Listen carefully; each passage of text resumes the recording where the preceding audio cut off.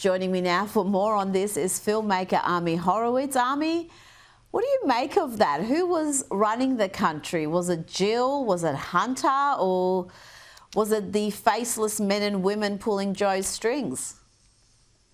Yeah, well, a lot has been written about it, and a lot more will be written about it going forward. But it seems like there was like a Politburo of less than a dozen people, 5 to 8 people, who were in fact running the country. Look, I want to point out that the constitutional powers given to the president are given to only one person, the president. The president himself can't even delegate it to other people if he wanted to. Certainly can't do it if he doesn't have the wherewithal to do it himself, right? No, this is the party of democracy, the party of follow the Constitution. Yet they were undermining democracy, undermining the Constitution by running the country, essentially, well, I'd say behind his back, but it was in front of his face and he couldn't realize what was going on. This is a significant and massive legal problem that needs to be sorted out. And look, first and foremost among the princelings were, of course, Jill Biden and Hunter Biden. And I don't have to go, you did that montage. I don't have to go into who Hunter Biden was. We all know he was doing crack cocaine off the back of hookers, right? I mean, I don't have to go on and on about what he was doing in his private life. Yet he We've seen the videos. You just showed it, right? I mean, that was a really great montage of Hunter Biden's life. Look, Hunter Biden was in cabinet, was in Oval Office meetings, very high level over Oval Office meetings. So was Jill Biden. I think the whole country needs to be worried about that, obviously. Who had control of the auto pen is another question, right? Who was the person, in fact, signing these bills, signing these pardons? It seems like it wasn't Joe Biden. The auto pen, while yes, one is allowed to use an auto pen, which is essentially, for those who don't know, the president has to sign all these things physically, but there has been a tradition of using this automatic pen that signs his name as long as he is there and watching it happen. Who had control of it, we don't know. And by the way, just so we're totally clear, Biden ran, and this actually answers a very interesting question. Biden ran as a moderate. Biden, his whole career prior to being president, was in fact a moderate. Yet the whole country turned hard left. The administration turned hard left while he was being president. We all scratched our heads and said, it doesn't seem like who Joe Biden was. Well, now we know that there was a cabal of people in his administration who were part of the hard left, who were controlling what was going on. I think this is becoming clear. This is an absolute scandal of historic proportions, Rita. That is well said. A scandal of historic proportions. But back on the book Jake Tapper has put out, he's admitted on Megyn Kelly's program, he was been promoting the book everywhere, and he admitted to her that he has apologised to Lara Trump for dismissing her in a really quite a hostile manner when she raised issues about Joe Biden's cognitive decline back in 2020. Have a look. I think what we see on stage with Joe Biden, Jake, is very clearly a cognitive decline. Okay. That's what I'm referring to. It makes me uncomfortable. You have no. It's so amazing. It's so amazing to me that try and figure out an answer. A cognitive decline. Well, you're trying to tell me that what I was suggesting was. I think that you were mocking his stutter. Yeah, I think you were mocking his stutter, and I think you have absolutely no standing to diagnose somebody's cognitive decline. It's all well and good to apologise and to be making these revelations now, Ami, but it's too little too late in my book. And Jake Tapper was still covering up Biden's cognitive decline last year, almost right up until he dropped out of the re-election race. So what credibility does he have, and what damage is this book going to do to Joe Biden's legacy? Because there does seem to be large swathes of the country who watch CNN, MSNBC and other leftist media who are surprised by these revelations, who seem to have completely missed what the rest of us have been reporting for the last 5 years. I mean, the answer is self-evident. The media has no credibility, right? If one goes in forward history and says, okay, media died in America, and they point to when that happened, it happened during the Biden presidency. It happened when they were covering up for what they knew was his inability to govern. And of course, when they try to cover it up, even after that debate, which is when it actually it all blew open.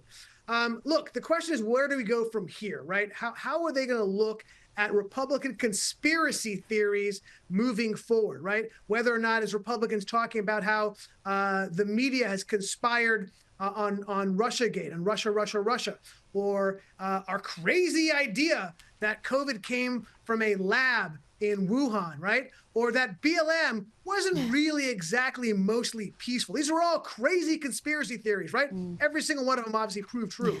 The question is, how are they going to treat the conspiracy theories of the right going forward? And Rita, I got to admit, I highly doubt that they're going to take them any more seriously than they took them before, even though they were proven to be wrong and the conspiracy theorists were proven to be right time and time and time again. Look, they're still doubling down on this. Nothing has changed. I mean, Hakeem Jeffries just talked about how it's a conspiracy theory that we're saying that they may have known he had debilitating cancer while he was president. Or David Axelrod saying that we need to put criticisms aside right now, right? And asking questions aside right now. No, David, this is exactly when we have to be asking questions. This is when we should be pushing this issue, right? No, they have not given up the ghost. Absolutely. They are not contrite. They are pushing forward with this, and all of America and the world should understand what we're dealing with when it comes to the media and how they view this. And by the way, I don't think there's any small, I think there's a connection between the fact that we're seeing this happen, right? These stories are coming out and Trump's approval rating are actually spiking for the first time. I think people are looking at what the quote unquote president was before and the president now and saying, I think we have it pretty good compared to what we had last 4 years. So yeah, I think there's a connection there. And you make an excellent point on the timing of this cancer diagnosis, because again, this will be called a right-wing conspiracy theory, but I would suggest the majority of Americans at this point don't believe the official narrative, that they only discovered in recent days that this advanced cancer exists. In fact, a number of experts have come out and said that's almost impossible to believe, given he is the president who would be subjected to regular health checkups, fairly thorough checkups. And it's just, to me, Ami, mind-blowing that Joe Biden's family, seeing his mental and physical decline, wanted him to run again, wanted him to serve 4 more years, and the Democrat machinery were happy to help him do that until that disastrous debate performance. It's almost cruel. I mean, put aside everything else, the lack of transparency, all the constitutional issues, but just the cruelty to a man who's obviously not fit to lead. Yeah, and I'll say one of two things happened, Rita, okay? I think this much is clear. And none of them are good. And one is they knew about the cancer diagnosis and how severe it was and held it back and hid it, which is bad enough, right? And two is they didn't test him because they knew he probably had it, didn't want anyone to know, didn't want him to know, and held back this diagnosis 4 more years, leading to a more severe metastasized form of this cancer. It's one of those two things, and neither one are pretty, Rita. No, they're both pretty ugly, and just the family members is mind-blowing that they would be party to any of that. Now, this next story should be satire, but sadly it's not. You'll remember Rachel Lavine, formerly Richard Lavine, the Biden administration's Assistant Secretary for Health. Well, he's been honoured by a women's college. Yes, Smith College presented Lavine, a man identifying as a woman, with an honorary degree. And he also spoke to the school's graduating class. Now, to qualify for this honour, Smith College requirements state that the college will consider women who are exemplars of excellence in a wide range of fields, both academic and non-academic.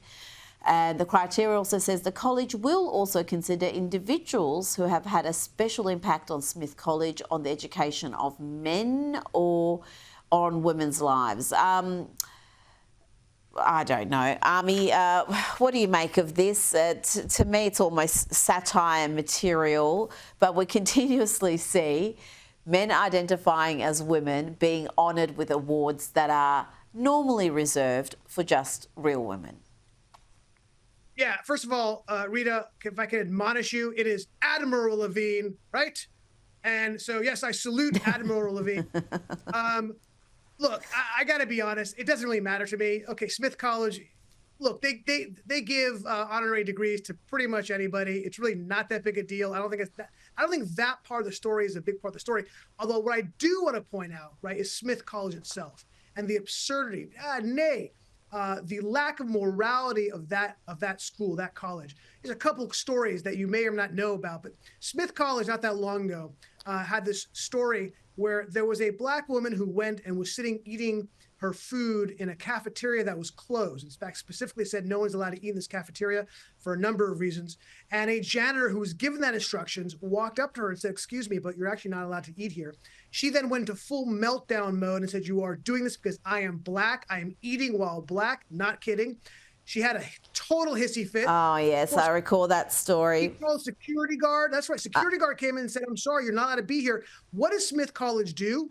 They fired the janitor, who was a working man from the area, and the security guard, right? After it was very clear that she was the wrong. They were following the diktat of the university themselves, yet they fired a lower class worker because a black woman was eating in a person. This is Smith College. And one last story, if I may. That's Smith College.